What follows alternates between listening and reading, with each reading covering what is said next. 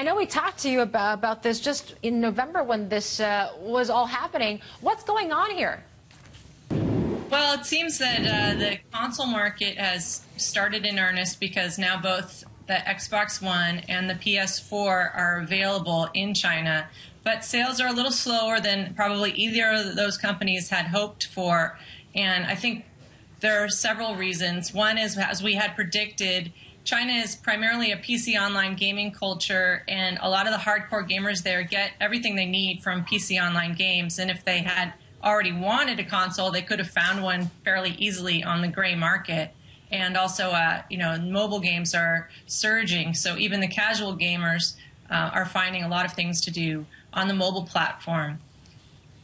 That said, in this go ahead. That said, I think that we would have seen a little faster uptick on console sales had there been more games already available, but that's been a very slow regulatory process to release the games to the market.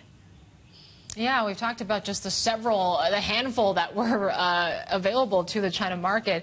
But overall, when you talk about the smartphone market, though, I mean, you're seeing that that's actually going to be a much bigger in terms of growth-wise versus the foreign consoles here. What's the outlook here in China?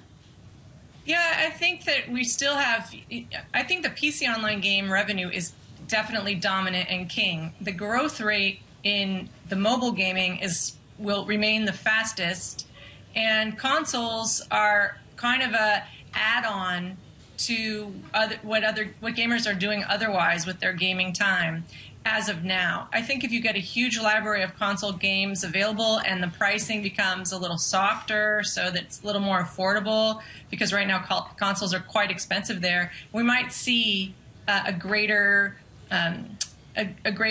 growth curve emerge. And we also have what's called smart TV gaming in China, where over-the-top or OTT boxes distribute over-the-top content from a service provider through a smart TV or a box, and gamers can interact with the TV and play casual or mid-core games on the TV already in their living room at a much lower price point than consoles. The difference is that those games are not super high quality. The controller is not very good. It's basically a TV remote control. So a console is more appealing. Sure, and just to talk about the games that they've approved from Beijing, I mean, you said 31 games for consoles so far. 20 more titles are awaiting approval, and the government expects to ramp up that process to 100 new games. But that's still quite a small number, though, right? Do they need to just kind of lift the ban altogether on this? Yeah, I think it's 100 games a year by 2017, which doesn't seem like a huge number to me unless they're all AAA titles, which I don't foresee happening. But it's not Call of Duty, right?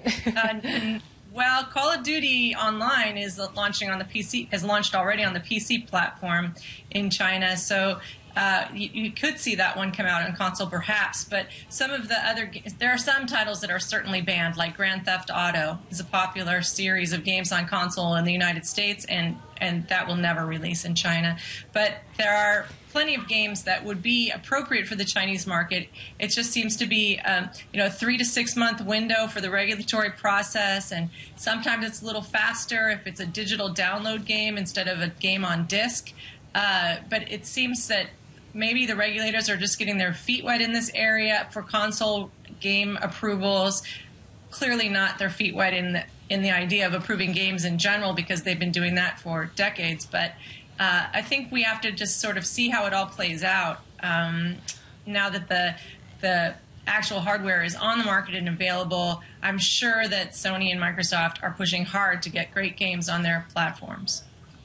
What about the fight against illegal consoles in China? Yeah. I mean, that is probably one of the reasons why we're seeing such a drawback here. How much progress has been made on that front?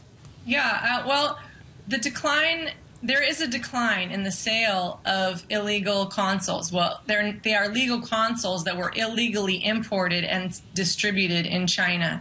And so those have been available to the tune of perhaps between 1.2 and 2.5, maybe 3 million units per year have been sold, even during the years of the ban. So, there are several consoles in the installed base already.